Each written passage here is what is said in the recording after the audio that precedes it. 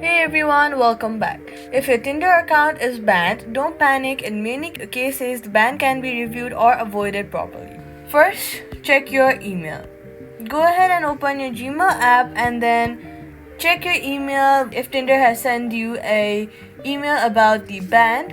Tinder usually sends a reason or confirmation about the ban, so check it in the email. Next, visit the Tinder's help center on and submit an appeal. Be polite, honest, and short. Do not argue or threaten support. If the ban is permanent, avoid creating new account immediately. Using the same phone number, device, or IP address can cause instant rebans. Wait a few days before taking any action. Sometimes bans are automatic and temporary. If you believe the ban was a mistake, clearly explain your situation in the appeal and wait for a response.